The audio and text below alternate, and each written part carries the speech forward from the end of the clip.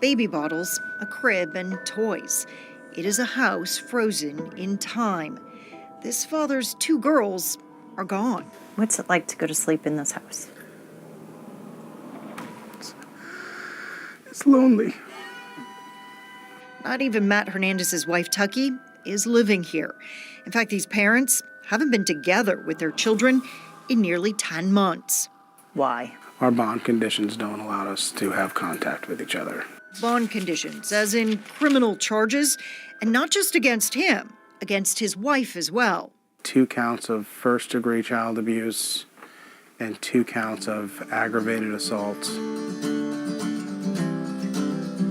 That's why even though his 4-year-old daughter Aria loves to spin and twirl as he plays guitar, the dance floor today is empty. You know, we love these girls so much. Mom, you want my mom, you want my mom. And the state has just, from day one, seemed to be set on ripping us apart. It started when Tucky noticed Emma had a swollen leg. They took her to their pediatrician, who referred them to Children's Health Care of Atlanta. We did nothing to hide anything. It was there they also showed doctors a picture of a reddish spot found earlier behind their newborn's ear. They answered questions without hesitation, unaware the child abuse pediatrician, or CAP, had already reviewed Emma's x-rays. It was some healed ribs and some fractures on her femur and tibia. Fractures that, to the CAP, could only mean abuse. A parent who has abused their child isn't likely to admit it. But what's interesting is that Emma's injuries didn't magically stop when her parents lost custody. First, she went to live with her aunt and uncle.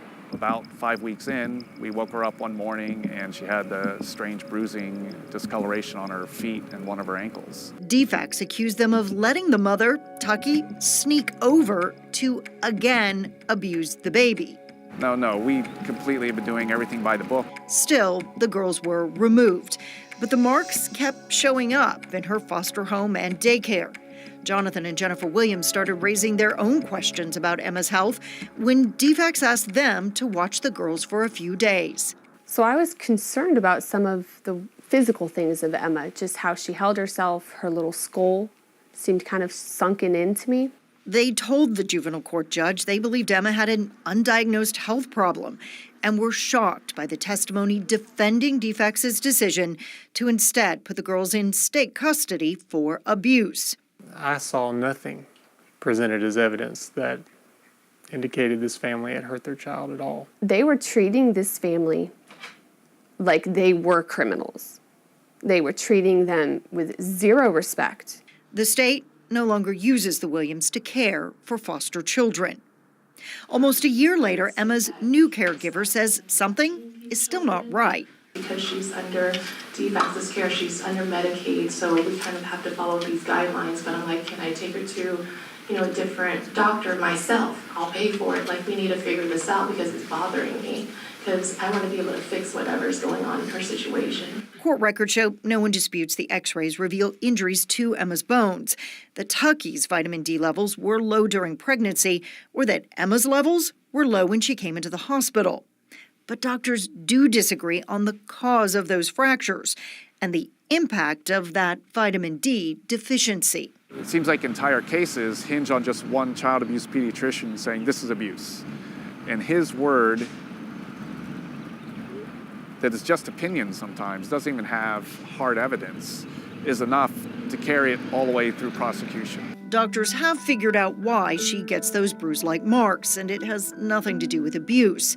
Emma's parents want genetic testing to rule out any other illnesses that could have weakened her bones. You offered to pay for it.